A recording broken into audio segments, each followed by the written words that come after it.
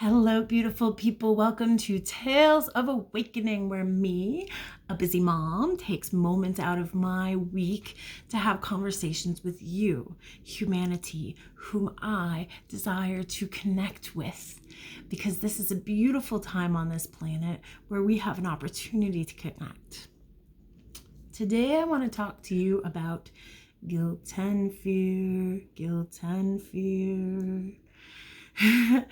Years ago, when I had gone through the process of starting to examine the thoughts in my mind and really truly putting each thought into the scrutiny of whether they aligned with my values or whether they were placed there by an institution or by another person, I realized that I had given the sovereignty of my mind over to others and I didn't trust myself. And at a certain point, I realized that if this soul, didn't take responsibility and knowing of who I am, then nobody would. Because nobody is going to take the time and the energy and the effort to know me as deeply as I have the potential to know myself. And that can be a really intense journey. It can be terrifying to step into the world of the unknown of who we are and how do we even know that what we're going to find on the other side is even worth it. Well, for me, I remember the moment that I got in my car to start traveling and drive across the country. And the car was packed and I started driving and I'd been driving for a couple hours and I literally drove into the sunset driving west. And I saw the sunset in front of me and I was like, oh, this is beautiful. And I had the distinct feeling that I was on the edge of a cliff and that if I kept driving, I would end up just over the cliff. And what was there going to be to meet me once I was flying through the air in uncharted territory? I will tell you that I was provided for every step of the way. And it was an amazing journey. And I found myself in so many beautiful ways. And I saw the reflections of myself in so many different beautiful people on my travels and across this country. And I went back for a visit to see my family after a couple of years thinking like, oh, this new person. And I'm so much more evolved now and I can handle my family in such a more beautiful way. And I got home and I was like, the second I got home, I was an angry, arguing teenager again because I was back in those relationships with unhealthy patterns that I hadn't yet learned how to untangle. And in one particular instance, I had a pretty big argument with a family member that was trying to control me. And I wasn't having it. I wasn't going to be controlled. And I stood my ground. And oh boy, was he angry. And I left and I went out of the house and I ran, I got in my car and I drove off and I went to a place to be alone and to think and to process. And I just wrote this poem. And it just flew out of me. And I didn't even know what it meant at the time, but it was medicine for myself at the time. And I figured that now would be a fun time to share it. And I'm actually in the process of starting to do like some actual recording of some of my music into audio tracks. I'm learning how to do this. I was given a microphone, so that's kind of a fun thing. So look for this track as a mastered recording. I'm laughing at myself even saying it because it's been like a dream for years. But of all the songs to put out, this is the one I'm like the most insecure about. But whatever, here we are. Okay, so here's the poem or song. It's a sing-songy poem. Guilt and fear is how they try to control. Guilt and fear, they make for us a mold. And when we don't conform, they tell us that we're crazy. And if the tactic doesn't work, they pump us full of drugs. Guilt and fear is how they try to control. If we still speak otherwise, we get a visit from their thugs. Guilt and fear, they make for us a mold. I choose not to follow behind the line of sheep walking down the streets they have paved so pretty and neat, all the way to the slaughter. I sound the alarm, wake up, wake up, wake up. Take back what was always yours, think for yourself. Fear manifests hell. Truth manifests peace inside you and inside me. Do not fear who you are, the voices that make you.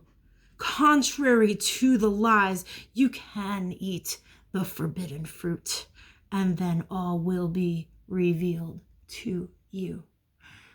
Guilt and fear is how they try to control. I have never seen the light reflecting from a life that was perfect. Perfection is not required in order to have the courage to know. Take the steps to know who you are. And just sharing all of that with you was actually a big step of courage. And after writing this poem, all of a sudden I started to see more and more the times when I had thoughts in my mind that were being controlled by a belief, a fear. Religion, growing up, is the fear of hell. We have the fear of death, which I think was a huge contributor to everything that happened in the last couple of years with our pandemic situation. We have so many fears. And I started to become more aware of when I was feeling guilty and making a decision motivated by guilt. Maybe something as simple as somebody asking you to help them move, and you don't want to say no, you don't know how to say no, so you feel guilty and you make this choice out of guilt. And as I started to become aware of that, then all of a sudden I started to become aware of the times when I was guilting others, or when I was projecting a fear. And these things, they take, they can take quite a while to really, it's like layers and layers and layers of recognizing and weeding out these kinds of poisons in our mind and in our hearts. And, it's a process that as a society, I think if we could shift the way that we're interacting with each other and not trying to shame people or guilt them, or not being so motivated by fear that we think we have to control everything around us, but rather instead using it as an opportunity to, again, operate in our own sovereignty and to facilitate and encourage others to be in their sovereignty. And if a person is making a decision that you don't feel is the right decision, then, it's an opportunity. I have, a situation now where I have somebody going through something and I just want so much to make it better for them. And I have to keep reminding myself that it's their life, it's their journey, it's their lessons, and that it's not mine. And so I can be a support to that person, but I can't do their life for them. And if I could, I think it'd be a hot mess. And I think there's a word for it, and it's codependence. And anyways, I already did that when I was married to my alcoholic husband, and it didn't work out so well for either of us. So, yeah. So that's all this is. This is just a little video to say, how can we be more aware of the actions and the thoughts that we have that are based on guilt and based on fear? And what are the antidotes to that? And what are ways that we can shift our perspective to be making choices that are more clear? See, because if we've released guilt and fear, or if we start to recognize when it's happening, then we have an opportunity to shift it, even in the moment or even in the past tense. It really helps understand suffering, why we're suffering in certain ways. And then,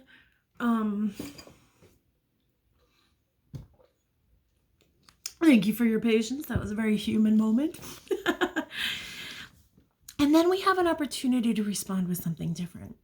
We have an opportunity to allow this human experience to unfold in the way that it's unfolding without feeling like we have to exert control over the circumstances or the people around us, because we try to control the circumstances and people around us because we're afraid and we feel that we know better than anybody. And, you know, in some ways, I do know what's best for myself. But even if I think I know what's best for you, how can I possibly? I'm not in your head, and I don't want to be in your head. Anyways, just a conversation, a more conversational video.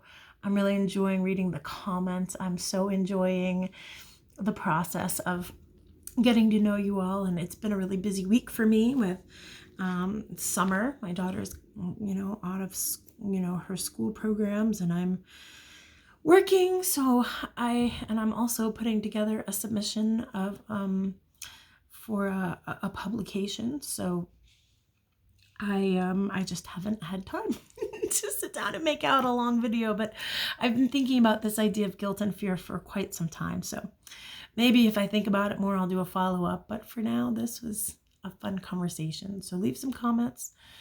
Let me know if there's any things that you would like to hear talked about, and feel free to share your own experiences with guilt, fear, how you've maybe learned to identify them, if you've ever thought about it before, and as you go about your days. For me, that little poem that I wrote, I just kept hearing it in my mind at random times when I needed it. Guilt and fear is how they try to control. And it just reminded me that guilt and fear in certain ways were not constructive and helpful. Of course, there is like the very primal instinct of fear for the preservation of your life. And of course, there's the very primal instinct of true guilt when we've done something that we later self-reflect about and say, okay, I could have done that differently. It wasn't in line with my values or whatever. And, that is a tool. Guilt can be a tool for helping us to be self-reflective. But once we come to that moment of self-reflection to say, ooh, I feel bad, I should have done this differently, then you can release the guilt and just take a different action next time. And that's how I've been operating. And so you're not living with long-term guilt. You are using the tool of it and then taking a different action. And if there's a situation where, and in terms of fear, again, of course, that's a survival tool, right? I mean, if I'm in the jungle and I have a lion chasing me, it is very helpful for my body to go into a fear response. But in our current society, if we're kind of constantly always under a fear response and we're just terrified constantly, that puts in a kind of adrenal fatigue that, all of a sudden we're just not able to cope. Dr. Bruce Lipton talks about this actually in his work, The Biology of Belief. So much love, many blessings, and I'll be back again. So please help the algorithms along by liking, subscribing, sharing, and all the things. And I'm thankful you're here. Much love and many blessings.